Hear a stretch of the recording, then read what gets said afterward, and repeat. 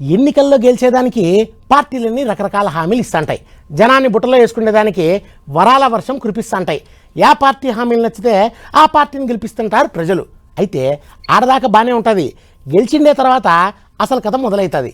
ఇచ్చిండే హామీలు ఎప్పుడు నెరవేరుస్తారు అని ప్రతిపక్షాలు, 600 నెరవేరుస్తాం అని అధికార పక్షం. ఇద్దరు కొట్లాట పెట్టుకుంటుంటారు.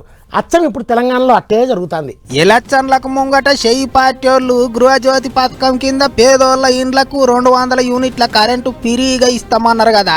గా పథకం మీదనే షెయి పార్టీ వాళ్ళకు, కారు పార్టీ వాళ్ళకు పంచాది నడుస్తున్నది. ఇప్పుడు ఇంకెప్పుడు చాలు చేస్తారు ఫ్రీ కరెంటు, జపన్ ఇయరాదుర్రే, ఎన్నొద్దులని ఎదురు చూడాలి అన్నట్టు మాట్లాడతారు కారు పార్టీ వాళ్ళు. సర్కారు వాళ్ళ మీద దుబ్బెత్తిపోస్తున్నారు. కేటీఆర్ సార్ అయితే ఓ అడుగు ముంగటికేసి తెలంగాణ పబ్లిక్ అంతా ఈ నెల కరెంటు బిల్లులు కట్టకుర్రే, సర్కారు వాళ్ళే కడతారు అన్నట్టు చెప్తున్నాడు.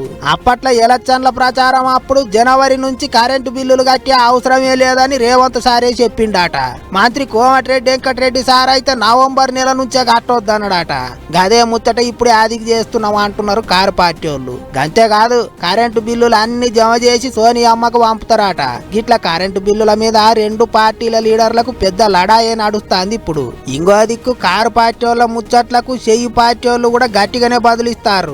కాంగ్రెస్ పార్టీ ఎన్నికలు చేసే వాగ్దానాల అమలుకి ఏదైతుందో ప్రక్రియ ఆరంభించింది. ఒక 2 వాగ్దానాలు అమలు చేసింది. మీరు కనీసం రేషన్ కార్డులు ఇవ్వలేకపోయింది కదనే. మీరు కేటీఆర్ గారు ఏదైతుందో విద్యుత్ బిల్లులు కట్టద్దు అంటే ఏంటి, ఎట్లా కాంగ్రెస్ పార్టీ ఏదైతుందో 200 యూనిట్ల వరకు విద్యుత్తు మాఫీ చేయబోతున్నది అనే ఒక భావనతో ఏదైతుందో ఆయన ఏదో నినాదం ఇచ్చిన కట్టద్దు, నువ్వెవడు కట్టద్దు అని చెప్పడానికి.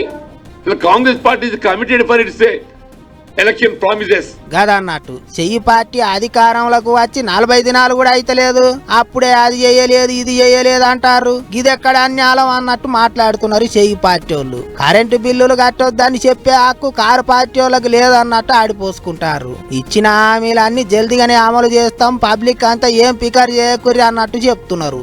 ఇంకో దిక్కు 500 రూపాయల సిలిండర్ల కొరకు శతం మంది అప్లికేషన్లు పెట్టుకున్నారట.